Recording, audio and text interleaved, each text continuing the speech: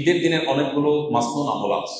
এর মধ্যে সবচেয়ে বেশি পরিমাণে যে আমলটি করতে হয় ঈদকে কেন্দ্র করে সেটা তাকবীর পাঠ করা, আল্লাহু আকবার আল্লাহু আকবার, লা ইলাহা ইল্লাল্লাহ আল্লাহু আকবার আল্লাহু আকবার ওয়া লিল্লাহিল হামদ।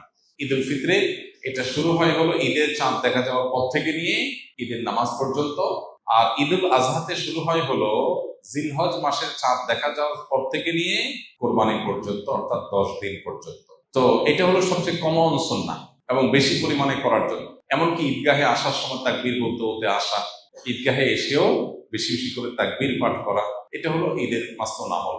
আর এর বাহিরে ঈদের আরো অনেক সুন্নাহ আছে, যেমন ঈদ উপলক্ষে উত্তম পোশাকটা পরিধান করা।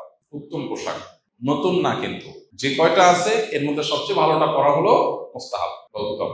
ঈদ উপলক্ষে আরেকটা গুরুত্বপূর্ণ আমল হলো আর্লি মর্নিং ঘুম থেকে ওঠা ঈদের দিন, ফজর নামাজ মহল্লা মসজিদের জামাতের সাথে পড়া। এই সুন্নাত সবচেয়ে বেশি খেলাফ হয় আমাদের, কারণ চাঁদ রাত আমাদের অনেক কেনাকাটা করা লাগে, অনেক ফুর্তি ফার্তা করা লাগে, মহিলাদের অনেক গোছ গাছ করা লাগে, এগুলো করতে করতে দেরি হয়ে যায়। ওই দিন ফজরে মুসল্লি থাকে সবচাইতে কম। পুরো রমজান ধরে মুসল্লি যা থাকে ঈদের দিন তার চাইতে পরিমাণে অনেক কম থাকে। এটা হলো আমাদের একটা ত্রুটি।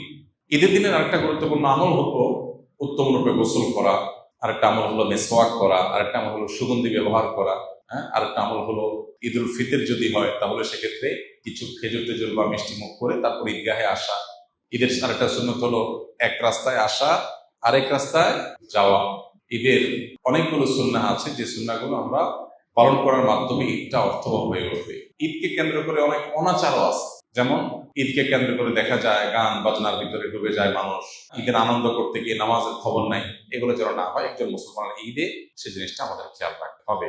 কোন কোন সম্পদে জাকাত দিতে হবে এবং কত শতাংশ করে জাকাত দিতে হবে, খুবই গুরুত্বপূর্ণ এবং মৌলিক একটা প্রশ্ন। কয়েক ধরনের সম্পদের জাকাত দিতে হবে। নাম্বার 1, স্বর্ণ রূপা, নগদ টাকা এবং বাণিজ্যিক পণ্য, অর্থাৎ যে পণ্য কেনা হয়েছে বেচার উদ্দেশ্যে, এরকম পণ্য, যেমন দোকানের মালামাল, যে সমস্ত জিনিস আপনি কিনছেন দোকানে হোক আর বা গোডাউনে হোক আর অন্য কিছু হোক, এমনকি ল্যান্ডের বিজনেস করেন আপনি, অনেক ল্যান্ড আপনি কিনে রেখেছেন, কেন?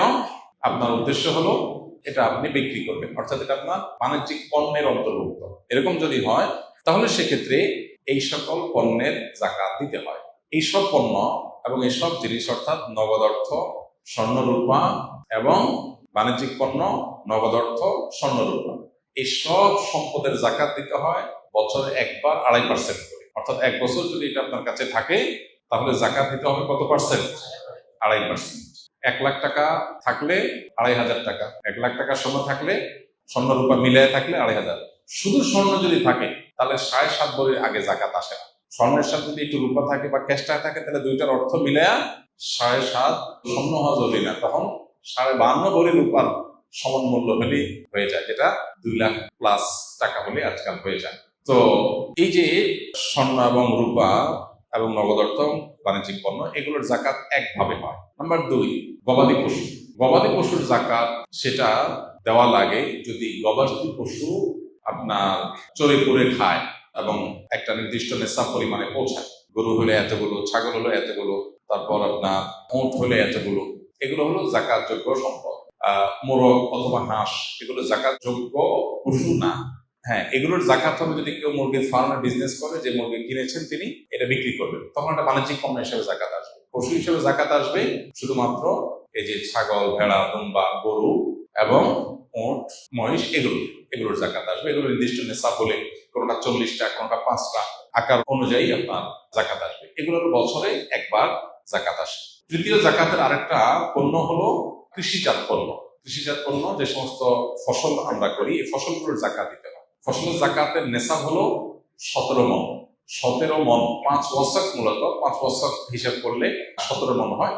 এই হিসাবে কিছুটা ভিন্নতর মত আছে, বাকিটা প্রসিদ্ধ মোটামুটি গ্রহণযোগ্য যে 17 মণ যদি হয়ে যায় তাহলে সেখানে আপনার যদি আকাশের বৃষ্টির পানি থেকে হয়ে যায়, প্রাকৃতিক পানি থেকে হয়ে যায়, আলাদা পানি সেচন করা না লাগে, তাহলে সেক্ষেত্রে 100 ভাগের 10 ভাগ, 10%।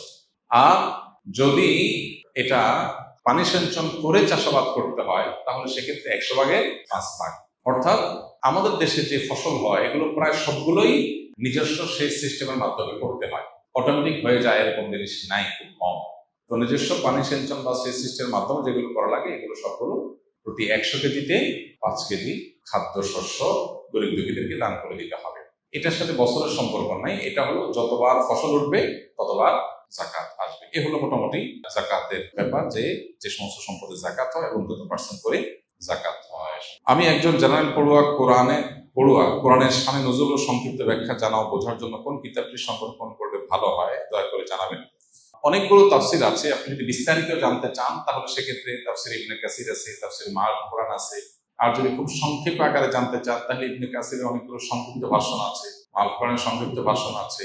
তারপরে আমাদের অনেক ওলামায়ে কেরাম তাফসির কোরআন আছে, তাফসির জাকারিয়া আছে, অনেকগুলো তাফসিরের কিতাব আছে। যার যেটা সহজ মনে হয় সে সেটা তার সংগ্রহে রাখতে পারেন। বরং একটা দীর্ঘ তাফসির আর একটা সংক্ষিপ্ত তাফসির থাকলে ভালো হয়। সময় অনুযায়ী দীর্ঘ তাফসিরটা সময় নিয়ে পড়ে জীবনে একবার হলেও শেষ করা দরকার।